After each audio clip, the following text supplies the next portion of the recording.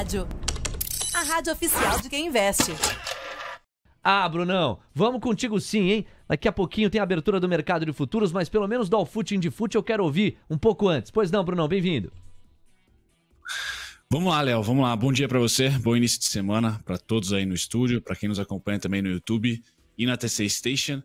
O primeiro gráfico que eu vou compartilhar, Léo, é só pegar um gancho contigo aí. Você acabou de falar sobre a taxa real, né? E de fato, ela nos últimos 12 meses andou. Esse é o gráfico da nossa taxa real, pessoal, que é aqui no TradingView eu utilizo o IPCA 12, né? 12 meses acumulado aí, menos a nossa Selic, nave-mãe aí da taxa de juros. E a gente pode perceber, pegar meu point of fix aqui para vocês para dar um zoom, que ela vem subindo, tá? Hoje aqui no TradingView, então ela saiu nos últimos 12 meses aí de 8,24%, 8,25%, 8,5%, tá hoje em 10,5%. Então a taxa real vem andando porque o IPCA no cheio vem desacelerando, embora no super core aí não tenha sido muito agradável semana passada. O Brasil tradou diferente do mundo semana passada porque teve venda do varejo fraco, né? Atividade econômica, então um dado de atividade econômica fraca, e ali um núcleo do serviço da inflação nem tão fraco assim. Então o Brasil ficou atrás dos outros pares aí. Vamos lá, Léo. A abertura do nosso mercado hoje, deixa eu dar um zoom para vocês aqui. Então, os pontos em laranja, mini índice falando agora, os pontos em laranja são fraquinhos, pessoal. Então, a abertura foi entre dois pontinhos aqui dos 118.600, 118.825. Eu ficaria principalmente com 117.990 para o mini índice, 117.955. Eu tenho 270 ainda aqui com essa abertura em queda, em leve queda, mas eu ficaria entre esses dois pontos, 117.955, 117.990. Para cima, resistências também fracas, 119.380, 119.760 é a principal resistência para o dia de hoje. Pessoal, 120, 140, 120, 245. Índice continua encaixotado aí, mesmo com o mau humor de commodities. Vocês comentaram, né? O DXY não dá o ar da graça. Então vejam que o emergente tem ali na commodities para ser vendido, mas o DXY também não dá aquela super venda. Hoje não é um kit dos vendidos na gringa para os emergentes. A gente pode continuar e deve continuar no índice bastante consolidado.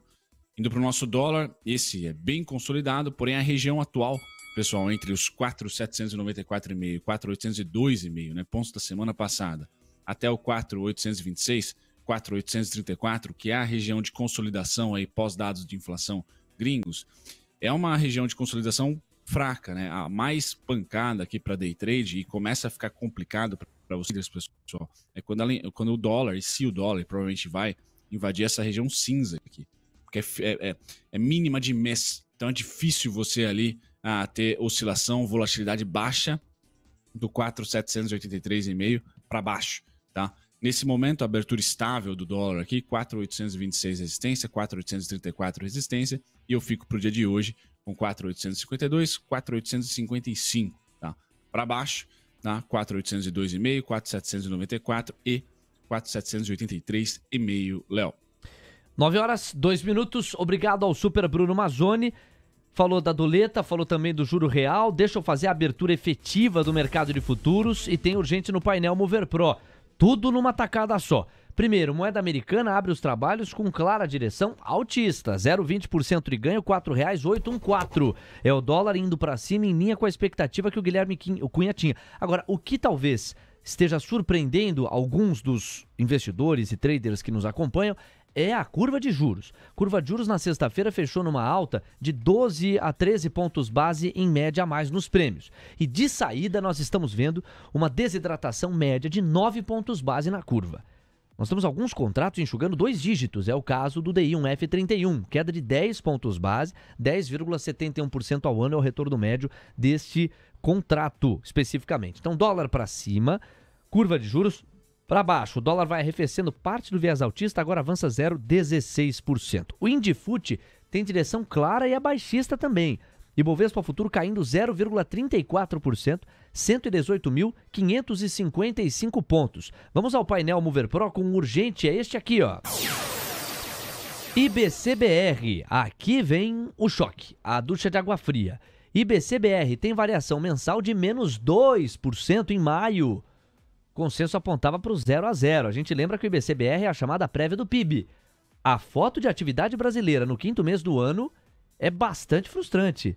Eu repito a informação, o IBCBR tem recuo de 2% na foto de maio, quando o consenso apontava para 0-0. A variação anual fica em 2,15%, sendo que a variação anual anterior era de 3,31%. Então é uma senhora baixa na variação anual, considerando o IBC-BR cheio do mês de maio, tendo vindo em menos 2%. Bom, a urgência dessa informação implica que eu já traga a Mariana Costa para a roda. É uma pena, né, Mari, que o IBC-BR não permita o destrinchamento. Diferente de alguns outros dados, a gente consegue acessar linhas gerais e as razões pelas quais o índice no número absoluto veio melhor ou veio pior. Não é possível com o IBC-BR. Essa prévia não permite o destrinchamento. Mas, em termos absolutos, não há outra classificação sob o ponto de vista da atividade que não seja frustrante, decepcionante e negativo, né? Isso é mesmo, em linha com as vendas no varejo da semana passada. Bem lembrado, que também se referiam a maio, salvo engano. Sim, exato, de maio. Esse é o quadro que a gente já vem falando de PIB há algum tempo, né? A gente fica sempre, apesar de ter visto até na Focus de hoje uma elevação da projeção para o ano, talvez eu esteja até na ponta mais negativa, o PIB deve ter uma performance ruim, tirando o agro. Você tem uma queda, uma performance pífia de serviços, péssima de indústria, e é isso provavelmente que esse IBC-BR aí está nos mostrando. A gente acabou de ver com o Bruno o gráfico do juro real, né? É interessantíssimo, porque é ele que está fazendo esse efeito. Você tem uma política monetária extremamente restritiva e ela tem o efeito sobre a atividade. Então, acho que o esperado é muito mais para termos notícias mais negativas em termos de atividade do que positivas. O positivo veio do agro, já foi. Agora, a ideia de que você tenha realmente E eu acho que a gente vai ter revisões para baixo de PIB. Esse 2,20 aí de projeção para o ano me parece muita coisa. Esticado. Muito. Até porque para o agro continuar saindo bem na foto, ele vai precisar de um segundo trimestre espetacular para fazer frente ao primeiro trimestre. Né? E não será. Claro. Você tem o preço do milho, o IGP-10 de hoje mostra uma queda importante já do preço, uma reversão do preço do ferro, né? E o milho, a gente tem milho e soja, como a produção foi muito grande, o excesso de oferta. Você está vendendo ele por um preço muito baixo. Fora a desapreciação do câmbio. Exato. Que para o exportador pesa sobre margem e sobre faturamento. Quer dizer, ele vendia a $1 de 5,20, agora ele está vendendo a $1 de 4,80. Não tem onde estocar milho. O milho está no caminhão. Porque você não consegue colocar no navio, você não tem o silo, ele fica no caminhão, você precisa vender, precisa sair, daí o preço vai caindo. Então, a expectativa do agro para o segundo semestre não é das melhores. Então, voltando para o nosso PIB, eu acho assim, se tivermos um PIB perto de seus 2%, vai ser muita coisa. Acho que essa é a tônica aí do próximo semestre. E daí vamos de 25, por isso que eu não vejo não cortando. Talvez os 50 seja coisa demais, mas o 25 tá dado. Então, e a minha última provocação era justamente 25 versus 50 sob a luz desta evidência. Quer dizer, será que o IBC-BR tão frustrante, mostrando que a atividade econômica vai cambalear nesse segundo trimestre, em linha com as tuas palavras, não pode sensibilizar os membros do Copom, do Comitê de Política Monetária, para ensaiar uma eventual desidratada de 50 pontos base? Porque se a atividade econômica aquecida é uma das variáveis que tendem a puxar uma política monetária mais contracionista, o oposto também pode ser verdade. Uma atividade econômica mais fraca ou mais substancialmente frágil pode também dar um espaço maior para um corte substancial dos juros. Sem dúvida, ele tem lá uma equação, né? E daí você tem um peso maior que a inflação, mas a atividade vem junto nessa equação, ela está ali. Então, ela ajuda no processo de, olha, estamos no momento de começar a queda dos juros, mas os núcleos não deixam. Então, ele vai mais devagarinho. Nesse sentido. No fundo, assim, evidências surpreendentemente negativas para a pressão inflacionária, muito surpreendentemente negativas, poderiam fazer eventualmente o BC repensar sobre corte de 25 pontos base. E o oposto, que a minha provocação foi nessa direção. e se forem evidências surpreendentemente negativas de atividade ou contra a pressão inflacionária. Será que 50 pontos base não vem? E a Mari pondera aqui que, apesar de uma atividade bastante fraquejante, como a registrada pelo IBC-BR, são os núcleos da inflação que devem continuar exigindo parcimônia por parte da condução da política monetária do Banco Central. Talvez, se a surpresa vier nessa magnitude, no caso do IPCA 15 de julho, é que a gente possa ter um asfalto maior para um corte que eventualmente surpreenda. Eu complementaria da seguinte forma: a gente precisa ter um choque do lado da atividade econômica para que faça com que o Banco Central mude a percepção dele. Tem que ter alguma coisa muito forte que mude, então, a percepção que ele tem sobre a dinâmica de preços lá para frente. Isso pode fazer o Banco Central mudar o rumo, que não parece ser o caso. Mariana Costa, muito obrigado. Sempre campeã tabela. Que bom te ter de volta. Um abraço e até amanhã. Até amanhã. Valeu. Muito bom estar de volta. Também. Nós todos gostamos demais. São 9h10. Olha, esse dia 17 de julho, Guilherme Cunha, a gente ainda tem o Bruno Mazzoni para complementar essa abertura do mercado de futuros. Só deixa eu dar contexto a algumas chinelas que acabaram cantando nesses últimos minutos. Primeiro, registrar que a moeda americana foi buscar a sua máxima, R$ 4,822. Foi a máxima intradiária, agora o dólar em R$ 4,821, é uma alta de 0,33%. A curva de juros mantém a toada, em média 9 a 8 pontos base e meio a menos nos pedidos de prêmio, num contraste que, se não se equivale a tudo que avançou na sexta-feira, está em vias de. Na sexta nós tivemos uma hidratação, um pedido a mais em 12 a 11 pontos base em toda a extensão da curva. Agora a gente tem um pedido a menos de cerca de 9 pontos base em toda a extensão.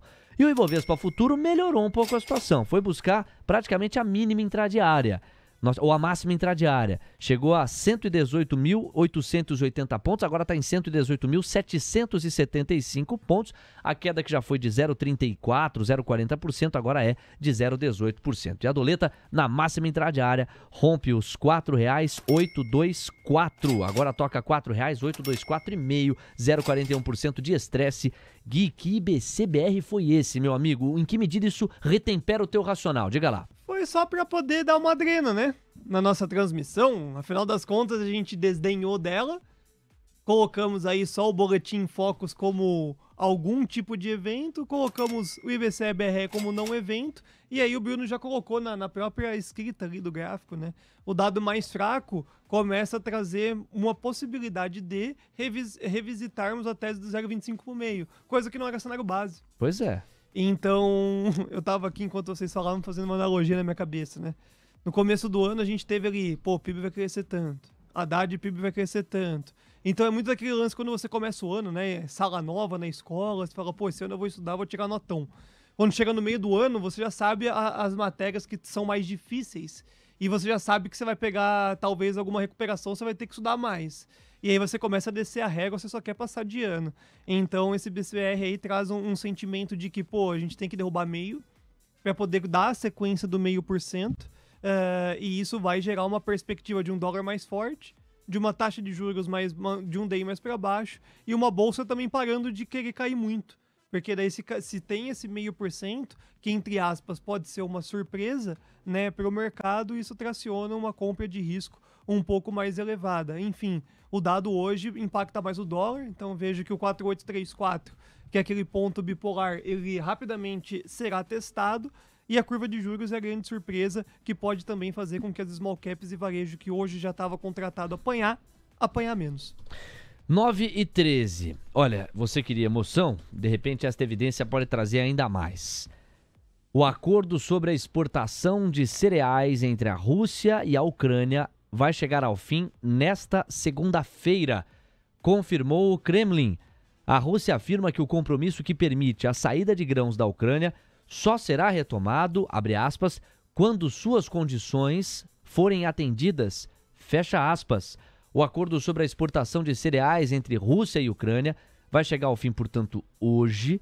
O acordo do Mar Negro chega ao seu encerramento, de acordo com o porta-voz do Kremlin, Dmitry Peskov. Em declaração dada a repórteres, ele acrescentou que, abre aspas, assim que a parte dos acordos relativa à Rússia for atendida, o país vai retornar imediatamente ao acordo dos grãos, fecha aspas. Deixa eu lembrar vocês e dar o contexto. Assinado em julho de 2022 em Istambul, e já renovado 2 vezes, o acordo que possibilita à Ucrânia exportar os seus cereais através do Mar Negro permitiu, no último ano, retirar cerca de 33 milhões de toneladas de grãos dos portos ucranianos, apesar do conflito no território. Moscou vem ameaçando há várias semanas não renovar o acordo, reclamando de obstáculos para suas próprias entregas de produtos agrícolas e fertilizantes.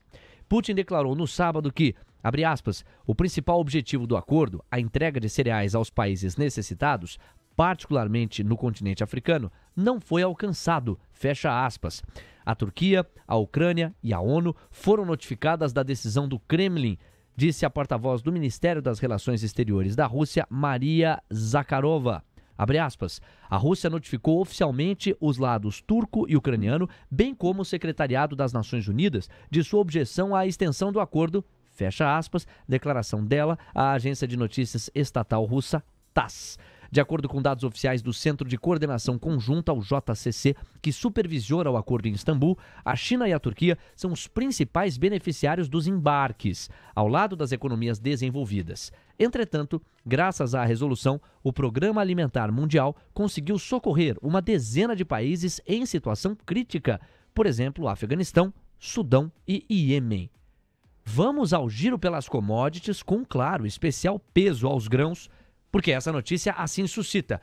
Pois não, Diego Kerber? Vamos então, Léo, para o giro das commodities agrícolas. Começando com a grande notícia que é do trigo. Trigo está valorizando 2,68% neste momento. Os contratos futuros da commodity estão valendo $6,79. Os contratos de milho estão subindo 0,09%, $5,12. E os de soja estão avançando 1,04% a $13,85. Vou até aproveitar, Léo, para trazer a cotação do rublo russo em relação ao dólar, e o dólar vai se valorizando ante o rublo, agora a 0,09% de avanço. Um dólar está valendo 90 rublos e 33 centavos neste momento. Vamos falar também da cotação do euro em relação ao dólar, 0,07% de avanço do euro, agora cotado a $1,1233. Portanto, você que chega agora está sabendo, Putin confirmou que vai suspender a participação ou a vigência do acordo que permitiu o escoamento de grãos ucranianos pelo Mar Negro. O Kremlin já havia sinalizado a medida e Peskov afirmou que ela não teve nada a ver com o ataque à ponte. Você diz que ponte? Uma explosão atingiu na madrugada desta segunda-feira a ponte da Crimeia, que liga a península anexada por Vladimir Putin em 2014 à Rússia continental. Foi o segundo ataque ao local desde o início da guerra da Ucrânia em 2022. Um casal morreu em um carro, filha de 14 anos com ferida, e o tráfego foi suspenso em uma das 2 pistas da obra. A ponte é o maior símbolo da absorção da Crimeia pelo Kremlin, ocorrida na esteira da derrubada do governo pró-Moscou em Kiev, assim como a guerra civil no leste do país, ambos incidentes precursores da invasão total promovida por Putin em fevereiro do ano passado.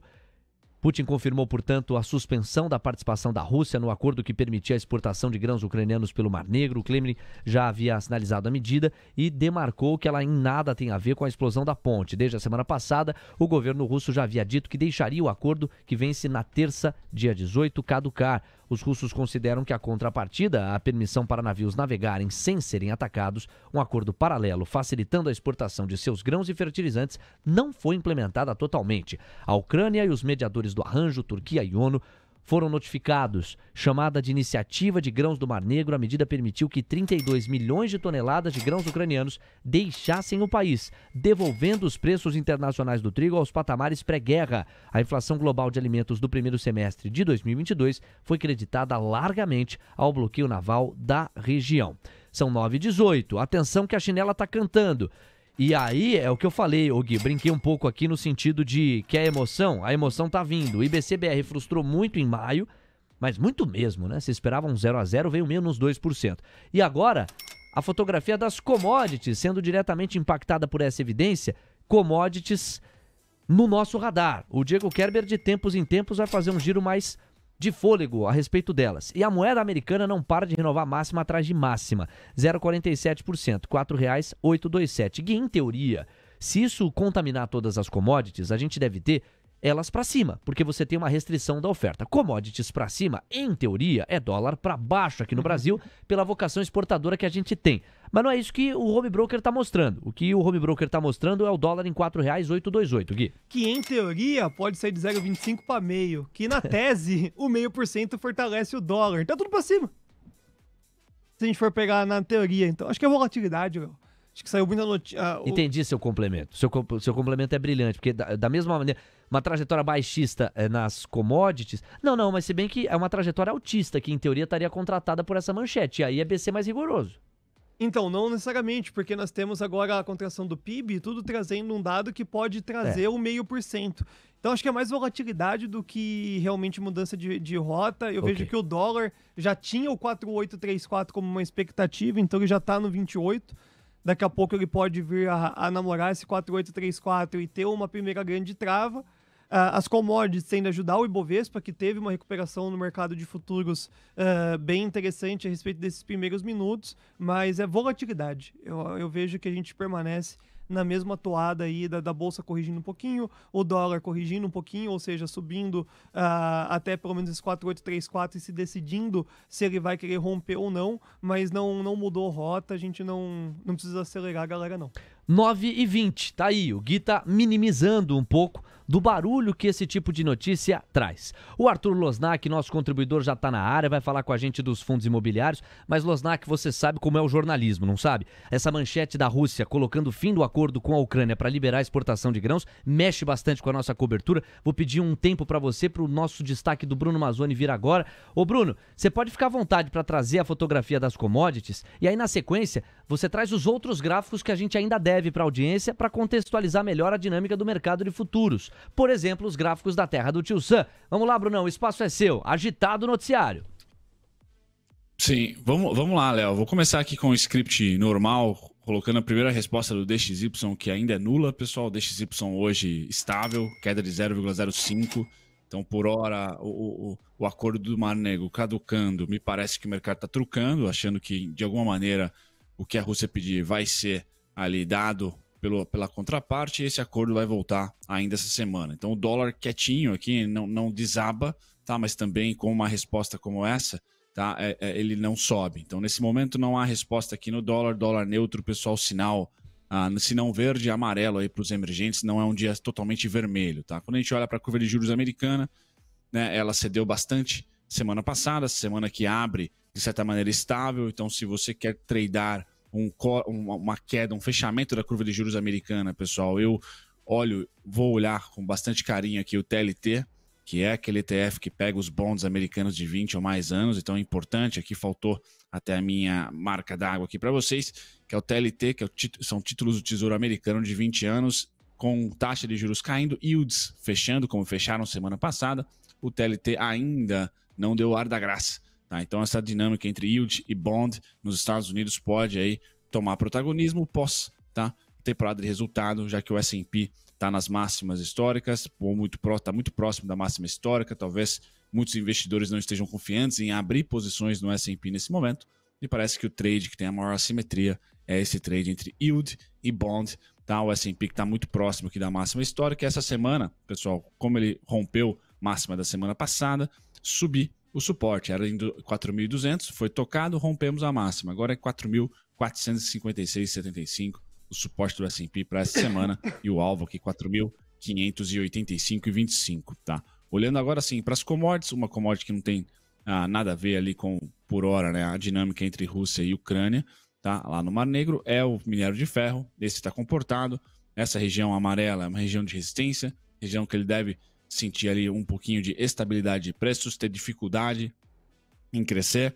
O PIB chinês veio abaixo, mas não muito abaixo. Então essa é o tipo de pior notícia para Vale, onde o governo chinês não vai ser tão estimulado assim a ligar a sua bazuca, tá? Ou ativar a sua bazuca, mas também não veio acima. Então é um momento aí para o minério de ferro de acomodação de preços. Lembrando, a Vale, quanto mais se aproximar de agosto, além do seu resultado de agora, vai divulgar dividendo. Então, daqui a pouco, a Vale começa a descorrelacionar um pouquinho do minério, tá? Mas hoje, o minério cede, não é um protagonista da Bolsa, tá? Não deve começar o dia a Vale super contente. Deve começar ali meio que neutra, olhando já para a temporada de resultado e também principalmente para o seu dividendo, que geralmente tem data corte em agosto, tá?